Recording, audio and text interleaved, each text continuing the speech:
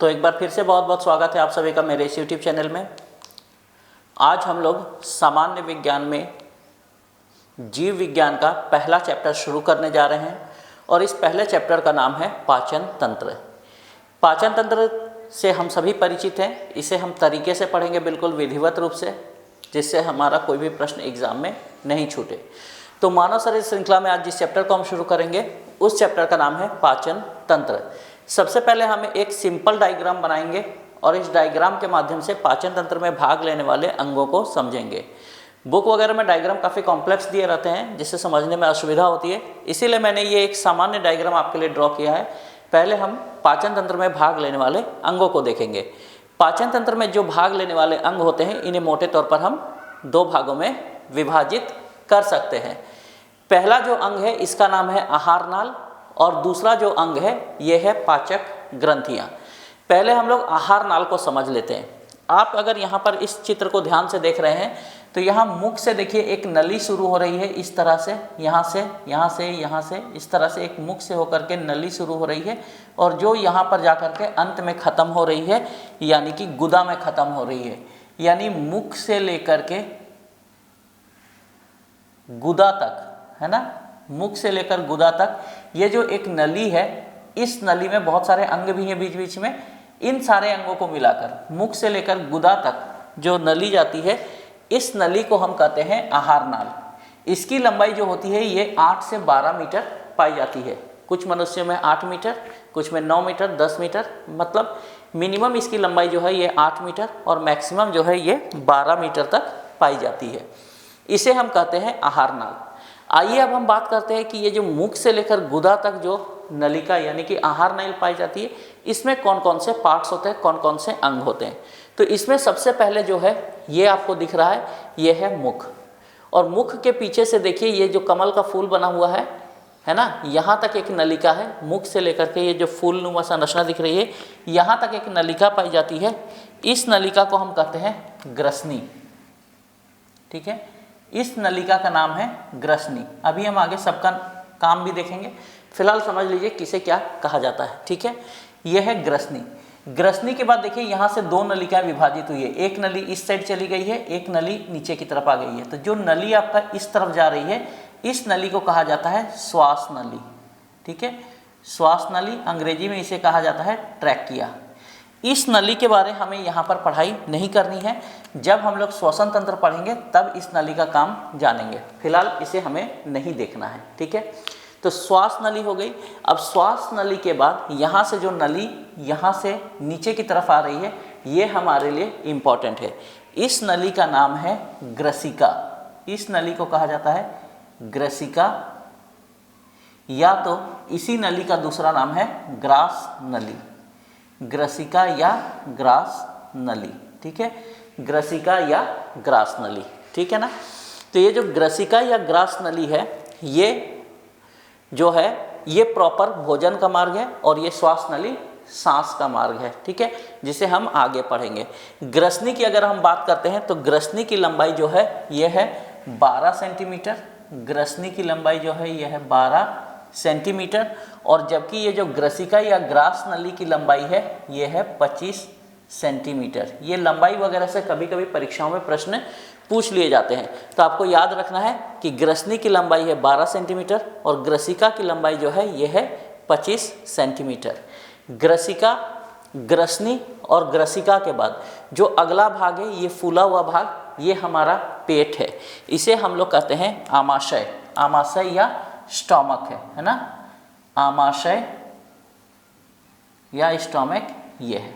ठीक है, आमाशय के बाद आपको यहाँ पर ये जो रेड रंग का जो ड्राइंग्स दिख रहे हैं, इसे अभी नहीं देखना है, इसे हम बाद में बात करेंगे। अभी हम आहार नाल वाले भाग में क्या क्या पढ़ेंगे उसको देखेंगे।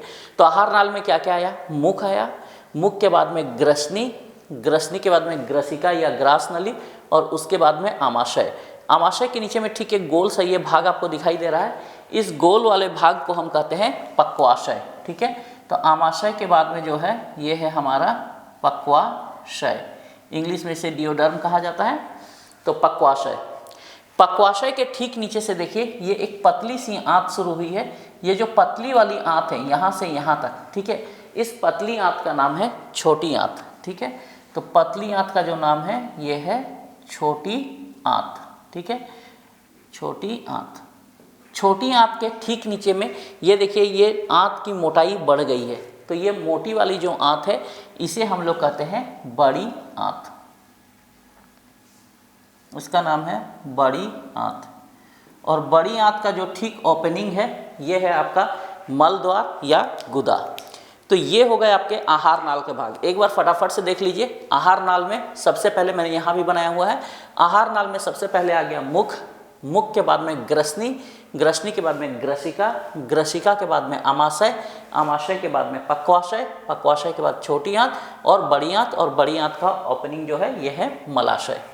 अब हम लोग दूसरे साइड में बात करेंगे पाचक ग्रंथियाँ। ये तो हमने बात कर ली आहार नाल के बारे। पाचक ग्रंथियाँ जो है वे ग्रंथियाँ हैं जिनसे कुछ ऐसे रस निकलते हैं, यानी कि पाचक रस निकलते हैं, एंजाइम्स निकलते हैं जो भोजन के पाचन में मदद करते हैं। इन्हें पाचक ग्रंथियाँ कहा जाता है। पाचक ग्रंथियों को हम लोग दो भाग में बांट सकते हैं। एक है आंतरिक पाचक ग्रंथियाँ, आंतरिक पाचक ग्रंथियाँ, और दूसरी है बाह्य पाचक ग्रंथियाँ। आंतरिक पाचक ग्रंथियाँ वैसी पाचक ग्रंथियाँ होती है जो आहार नाल के भीतर में स्थित होती है। आहार नाल अभी आप समझ गए। तो जो पाचक ग्रंथियाँ आहार नाल के भीतर स्थित होती है उन्हें कहा जाता है आंतरिक पाचक ग्रंथियाँ। दूसरी तरह की पाचक ग्रंथियाँ जो आहार नाल के बाहर में स्थित होती है उन्हें कहा जाता है बाह्य पाचक ग्रंथियाँ। सबसे पहले देखते हैं आंतरिक पाचक ग्रंथियाँ। आंतरिक पाचक ग्रंथियों में सबसे पहली ग्रंथि जो है यह है श्लेष्मा ग्रंथियाँ। श्लेष्मा ग्रंथियाँ जो है ये ग्रसिका, ये जो ग्रसिका आप देख रहे हैं ये ग्रसिका, इसके भीतरी दीवार पर स्थित होती है श्लेष्मा ग्रंथियाँ, जिससे श्लेष्मा का स्राव होता है और ये जो है आपकी ग्रसिका की दीवार को ये मुलायम बनाता है ताकि भोजन को आसानी से निगला जा सके। दूसरी जो पाचक ग्रंथि है यह है जठर ग्रंथि। जठर ग्रंथि जो है ये आमाशय के भीतरी दीवार पर स्थित होती है और इससे जठर रस का स्राव होता है जो भोजन के पाचन में सहायक होता है। अभी हम आगे बात करेंगे इस पर। तीसरी जो आंतरिक पाचक ग्रंथि है वो है आंत्र ग्रंथि, ठीक है। आंत्र ग्रंथि जो है ये छोटी आंत की भीतरी दीवारों पर पाया जाता है और जिससे आंत रस का, है ना, आंत रस का स्राव होता है जो भोजन के पाचन में सहायक होता है। तो ये हो गए आंतरिक ग्रंथियाँ। अब बात करते हैं बाह्य ग्रंथियाँ। बाह्य ग्रंथियाँ जैसे कि मैंने बताया कि ये जो आहार नाल है यहाँ से लेकर के यहाँ तक इसके बाहरी भाग पर स्थित होंगी। बाह्य पाचक ग्रंथि में सबसे पहली ग्रंथि है लार ग्रंथि, और ये लार ग्रंथि जो होती है ये मुख के अंदर में स्थित होती है। जब हम भोजन को चबाते हैं तो लार निकलता है जो भोजन को मुलायम बनाता है, ठीक है। तो ये है पहली ग्रंथि, लार ग्रंथि, जो मुख में होती है। दूसरा है यकृत या लीवर। तो यकृत या लीवर जो है ये रहा आपका, ये वाला जो है ये आपका यकृत है जिसे हम लोग अंग्रेजी में लीवर कहते हैं, ठीक है। ये यकृत जो है इसमें पित्त रस बनता है और पित्त रस बनने के बाद जो है ये नीचे एक थैली में जमा होता है, ठीक है, जिसे हम लोग कहते हैं गॉल ब्लैडर, यानी कि इसे कहा जाता है पित्ताशय, ठीक है। तो ये पित्ताशय वास्तव में कोई ग्रंथि नहीं है। पित्ताशय जो है ये एक स्टोर हाउस की तरह है जहाँ पर यकृत से बनने वाला पित्त रस आकर जमा होता है। आगे मैं इस पर और बात करूँगा, ठीक है। अभी फिलहाल ये यकृत और पित्ताशय हो गया, ठीक है, जिसमें पित्त बनता है जो भोजन के पाचन में सहायक होता है। इसके बाद में अगली जो पाचक ग्रंथि है इसका नाम है अग्न्याशय, अग्न्याशय, ठीक है। इंग्लिश में इसे कहा जाता है पेनक्रियाज, ठीक है, अग्न्याशय या पेनक्रियाज। तो ये जो अग्न्याशय या पेनक्रियाज है इससे पेनक्रियाटिक जूस यानी कि अग्न्याशयी रस का स्राव होता है जो भोजन के पाचक में सहायक होता है। तो ये जो पाचक ग्रंथियां हैं, इन पाचक ग्रंथियों में जो बाह्य ग्रंथियां हैं इसमें मुख में लार ग्रंथि होती है, यकृत या लीवर जो ये पाचक ग्रंथि है, और तीसरी जो है ये है अग्न्याशय यानी कि पेनक्रियाज। तो ये हो गए पूरे पाचन तंत्र में भाग लेने वाले अंग। अब हम देखेंगे कि पाचन होता कैसे है, पाचन का प्रोसेस कैसे होता है, पाचन की प्रक्रिया कैसे होती है। तो पाचन की संपूर्ण क्रिया को हम 5 भागों में बांट सकते हैं, ठीक है। ये रहे वो 5 भाग। पाचन की प्रक्रिया में सबसे पहले होता है अंतःग्रहण, ठीक है, अंतःग्रहण। अंतःग्रहण दूसरा जो पार्ट है ये है पाचन, तीसरा अवशोषण, चौथा स्वांगीकरण और 5वां है मल परित्याग।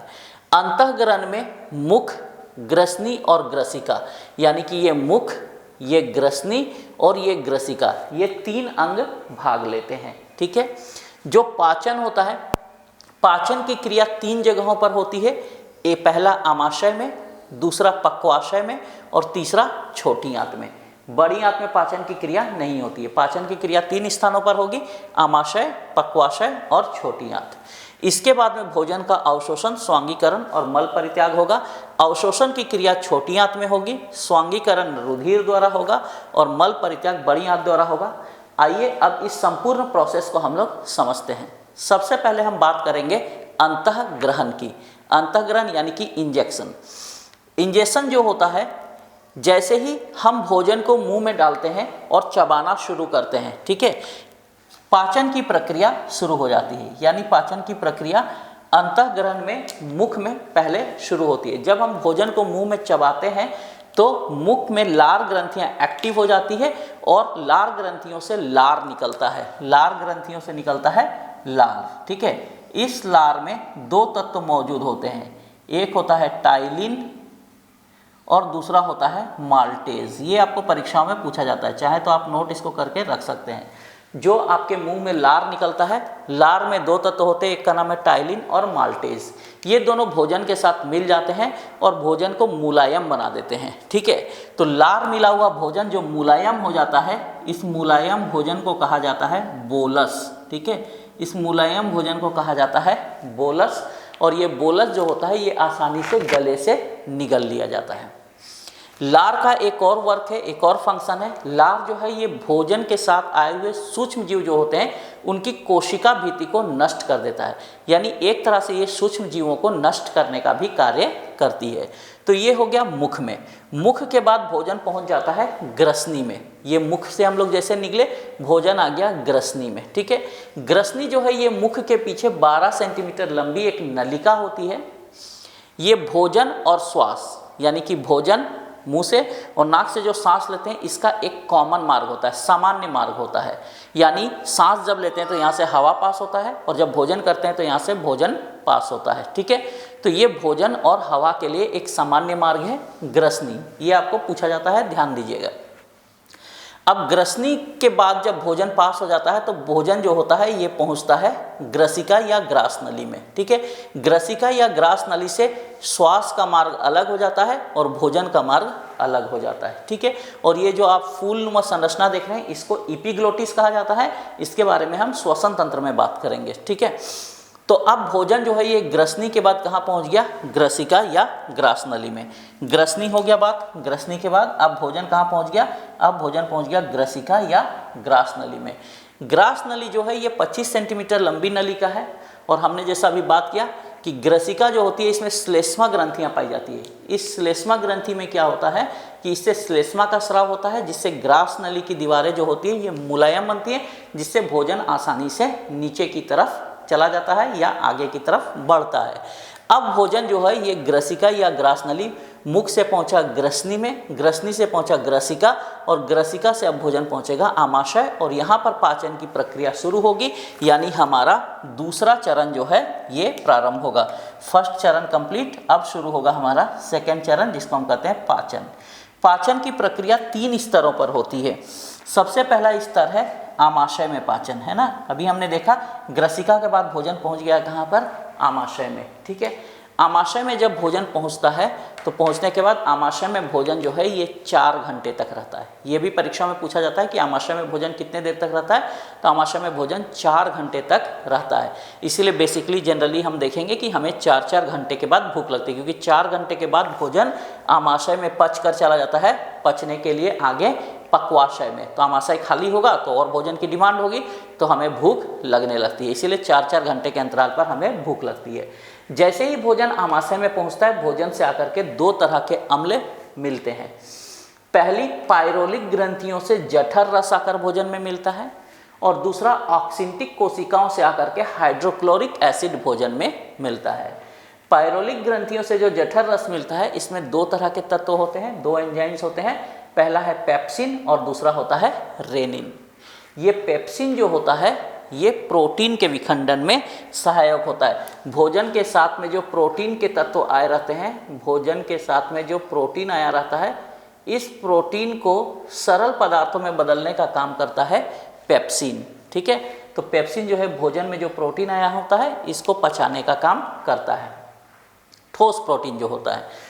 और दूसरे साइड में ये जो रेनिन नाम का तत्व है, ये रेनिन नाम का तत्व क्या करता है, दूध में जो घुली हुई केसिन प्रोटीन होती है, दूध में घुली हुई केसिन प्रोटीन उसके पाचन में सहायक होता है। यानी जठर रस का पेप्सिन जो होता है ये ठोस प्रोटीन को पचाता है भोजन में, और जठर रस का जो रेनिन होता है ये दूध में घुली हुई केसिन प्रोटीन को केसिनोजन में बदलता है, अर्थात उसे सरल पदार्थों में बदल देता है। तो इस तरह से ये जो पायरोलिक ग्रंथि से निकलने वाला जठर रस है ये बेसिकली प्रोटीन का पाचन करता है। पेप्सिन ठोस प्रोटीन को विखंडित करता है और रेनिन जो है ये दूध में घुली हुई अर्थात घुलनशील प्रोटीन का पाचन करता है। अब दूसरे साइड में जो ऑक्सिंटिक कोशिकाएं हैं, ऑक्सिंटिक कोशिकाओं से एक अम्ल का स्राव होता है जिसका नाम है हाइड्रोक्लोरिक एसिड। हाइड्रोक्लोरिक एसिड जो है ये भोजन के माध्यम को अम्लीय बना देता है। ये भोजन के माध्यम को क्या बना देगा, अम्लीय बना देगा। इससे क्या होगा, तो इससे भोजन के साथ जो सूक्ष्म जीव जो लार की क्रिया से बच करके आ गए थे वो यहाँ पर नष्ट हो जाते हैं। अर्थात हाइड्रोक्लोरिक एसिड के प्रभाव से भोजन में जो सूक्ष्म जीव मौजूद होते हैं, बैक्टीरिया वगैरह होते हैं, ये नष्ट हो जाते हैं। तो ये काम है आपका हाइड्रोक्लोरिक एसिड का। ठीक है, अब जनरली जो है आमाशय में, तो आमाशय में किस किस चीज़ का पाचन हुआ आपको याद रखना है। तो आमाशय में जो है ये प्रोटीन और वसा का पाचन होता है। ये आपको कभी कभी पूछा जाता है, तो आमाशय में प्रोटीन और वसा का पाचन होता है। इसके बाद में आमाशय के बाद में भोजन अब पहुंच जाता है पक्वाशय में। तो पाचन की अगली प्रक्रिया, आमाशय के बाद अब भोजन पहुंच गया कहाँ पर, आमाशय के बाद भोजन पहुंच गया यहाँ पक्वाशय में। ठीक है, ये पक्वाशय में आ जाता है। पक्वाशय में जैसे ही भोजन पहुंचता है यहाँ पर पुनः दो तरह के पाचक रस आकर भोजन से मिलते हैं।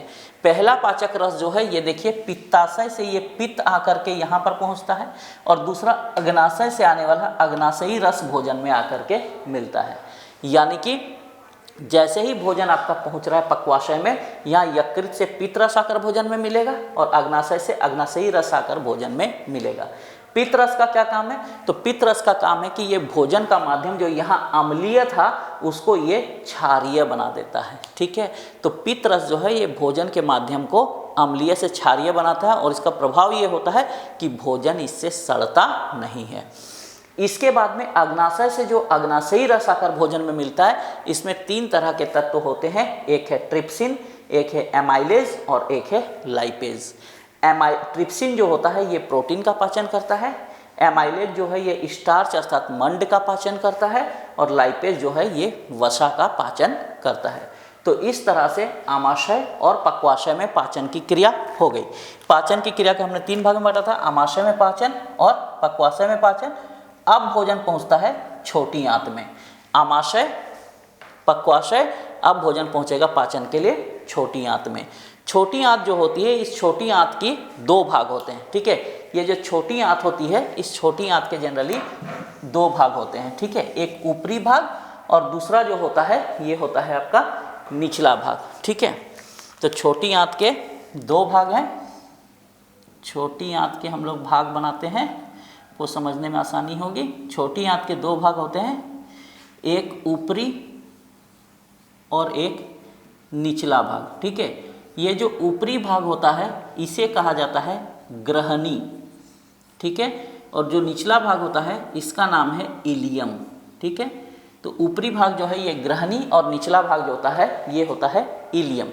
छोटी आंत का जो ऊपरी भाग होता है ग्रहणी, ग्रहणी में की दीवारों पर जो है ये आंत्र ग्रंथियां मौजूद होती है जहां से आंत रस निकलता है। ठीक है, एक स्वस्थ व्यक्ति में प्रतिदिन 2 लीटर आंत रस निकलता है। इस बात को भी नोट कर लीजिएगा, ये इंपॉर्टेंट है। एक स्वस्थ व्यक्ति में प्रतिदिन 2 लीटर आंत रस निकलता है, और ये जो 2 लीटर आंत रस निकलता है ये भोजन के पाचन को पूर्ण करता है। एक क्वेश्चन आपको पूछा जाता है कि भोजन के पाचन की प्रक्रिया कहाँ पूर्ण होती है, तो भोजन के पाचन की प्रक्रिया जो है ये छोटी आंत में पूर्ण होती है। देखिए, पाचन आमाशय से शुरू होकर के छोटी आंत में पाचन की प्रक्रिया पूर्ण हो जाती है। तो इस तरह से छोटी आंत में भोजन का पाचन समाप्त हो जाता है। इसके बाद में जो अगला चरण है वो है अवशोषण। ठीक है, ये अवशोषण की क्रिया क्या होती है, तो भोजन पचने के बाद पचे हुए भोजन में से पोषक तत्वों को जो शरीर ऑब्जर्व करता है, अवशोषित करता है, उसे कहा जाता है अवशोषण। और ये अवशोषण की प्रक्रिया कहीं और नहीं, ये भी छोटी आंत में ही संपन्न होती है। इसीलिए अगर आपको पूछा जाए कि भोजन के पाचन की प्रक्रिया कहाँ पूर्ण होगी, तो ये भी छोटी आंत में, और भोजन का अवशोषण कहाँ होता है, तो ये भी होता है छोटी आंत में।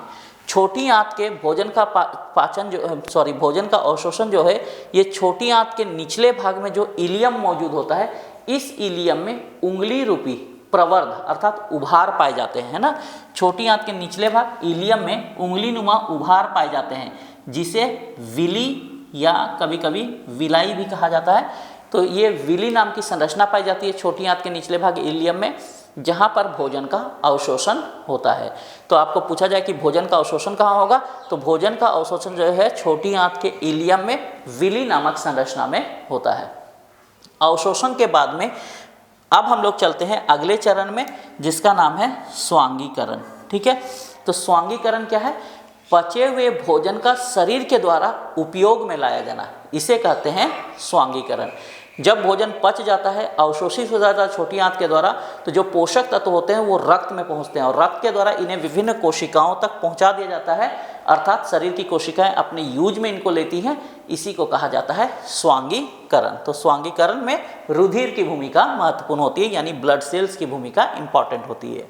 इसके बाद में अंतिम जो चरण है, ये है मल परित्याग। और मल परित्याग में जो है ये काम करता है हमारा बड़ी आंत। ठीक है, तो सबसे पहले हमें बड़ी आंत के थोड़े फंक्शन को समझ लेना होगा। ये जो बड़ी आंत होती है, इस बड़ी आंत के 3 भाग होते हैं। ठीक है, बड़ी आंत जो है इसके 3 भाग होते हैं। बड़ी आंत के 3 भाग होते हैं। बड़ी आंत का जो सबसे ऊपरी भाग होता है, इसे कहा जाता है कोलन। जो मध्य वाला भाग होता है, इसे कहा जाता है सीकम। और जो सबसे निचला वाला भाग होता है, इसे कहा जाता है गुदा या मलाशय कहा जाता है। तो ये बड़ी आंत के जो है आपके 3 भाग हैं, कोलन, सीकम और मलाशय। ठीक है, बड़ी आंत में भोजन का पाचन नहीं होता है। बड़ी आंत में जो भोजन में जल होता है, उस जल का अवशोषण होता है। भोजन का 90% जो जल का भाग होता है भोजन में, उसका अवशोषण बड़ी आंत के द्वारा होता है। बड़ी आंत का एक भाग है जिसका नाम है कोलन, है ना। ये कोलन बहुत ही इंपॉर्टेंट है, क्योंकि इस कोलन में विटामिन के का संश्लेषण होता है। एक विटामिन है जिसका नाम है विटामिन के। विटामिन के का संश्लेषण होता है बड़ी आंत में। देखिए, जितने भी विटामिन हैं, इनमें से किसी का भी संश्लेषण मानव शरीर में नहीं होता है, सिर्फ 2 को छोड़कर। 2 विटामिन का संश्लेषण मानव शरीर में होता है। उसमें एक विटामिन का नाम है विटामिन के, और दूसरा जो विटामिन है ये है विटामिन डी। ठीक है, इनका संश्लेषण मानव शरीर में होता है। थोड़ा सा मैं इनको बता देता हूँ, ये परीक्षा के लिए इंपॉर्टेंट है इसलिए। तो जो बड़ी आंत की संरचना है कोलन, इस कोलन में सूक्ष्म जीव पाए जाते हैं जो विटामिन के का संश्लेषण करते हैं। ठीक है, और दूसरा विटामिन है के। तो हमारी जो त्वचा है, हमारी त्वचा के अंदर में एक कोलेस्ट्रॉल की परत होती है, और जब हम सूर्य के प्रकाश के संपर्क में जाते हैं, तो सूर्य के प्रकाश में जो विटामिन डी है, उसी के फलस्वरूप जो होता है, ये हमारी त्वचा के नीचे मौजूद कोलेस्ट्रॉल के द्वारा विटामिन डी का संश्लेषण होता है। अर्थात ये 2 विटामिन हमारे शरीर में बनते हैं। इसके अलावा जितने भी विटामिन है वो हम भोजन के रूप में ही ग्रहण करते हैं। विटामिन के का क्या काम है, तो विटामिन के का काम है क्लॉटिंग ऑफ ब्लड, अर्थात रक्त का थक्का जमने में ये सहायक होता है। जब हम कट जाते हैं तो कुछ समय के बाद रक्त बहना बंद हो जाता है। क्यों? क्योंकि रक्त का थक्का जम जाता है। तो ये काम में सहायक विटामिन है विटामिन के। और विटामिन डी जो है, ये विटामिन डी आप जानते हैं कि हड्डियों की मजबूती के लिए जरूरी होता है। बाकी हम मानव रोग में और विस्तार से इस पर चर्चा करेंगे। ठीक है, इसके बाद दूसरा जो पार्ट होता है ये होता है सीकम। सीकम में जो होता है, यहाँ पर आपका जल का अवशोषण हो जाता है, और अपचा भोजन जो होता है वो मलाशय के द्वारा शरीर से बाहर कर दिया जाता है, और इसी के साथ में जो है ये पाचन की प्रक्रिया पूर्ण हो जाती है। ठीक है, अब प्रश्न कुछ महत्वपूर्ण यहाँ से और बन जाते हैं कि कौन से ऐसे भाग है जहाँ पर भोजन का पाचन नहीं होता है। तो भोजन का पाचन कहाँ पर नहीं होता है, तो भोजन का पाचन जो है ये ग्रसनी, ग्रसिका और बड़ी आंत, ये 3 जगह जो है यहाँ पर भोजन का पाचन नहीं होता है। ग्रसनी, ग्रसिका और बड़ी आंत में भोजन का पाचन नहीं होता है। एक और प्रश्न पूछ लिया जाता है कि मल में जो दुर्गंध होती है इसका कारण क्या है। तो मल में दुर्गंध का कारण दो प्रकार के एमिनो एसिड होते हैं, एक का नाम है इंडोल और दूसरे का नाम है स्कैटोल। ये जो दो एमिनो एसिड हैं ये मल में दुर्गंध का कारण होते हैं। ये भी कभी कभी प्रतियोगिता परीक्षाओं में आपको पूछ लिया जाता है। तो इसी के साथ ही हमारा जो है ये आज का पाचन तंत्र कंप्लीट हो गया। इसमें एक टॉपिक छूट रहा है, ये पाचक ग्रंथियाँ। ठीक है, पाचक ग्रंथियों में लार ग्रंथि, यकृत, विशेष करके यकृत, लीवर है ना, जिसको लीवर भी कहते हैं, अग्न्याशय, पित्ताशय, ये सबसे प्रश्न पूछे जाते हैं। तो इसके लिए मैं एक और छोटा वीडियो बनाकर इसके बाद अपलोड कर दूंगा, तो आप लोग उसे देख लीजिएगा, क्योंकि आज का वीडियो ऐसे भी बहुत लंबा हो गया है। तो चलिए, आज का ये वीडियो आप लोगों को कैसा लगा लाइक करके बताइए, कमेंट करके बताइए, और वीडियो अच्छा लगा तो चैनल को शेयर जरूर कर लीजिए, और इसी तरह के इन्फॉर्मेटिव वीडियो के लिए चैनल को सब्सक्राइब कीजिए। तो चलिए मिलते हैं नए क्लास में, तब तक इजाज़त दीजिए। Thank you very much.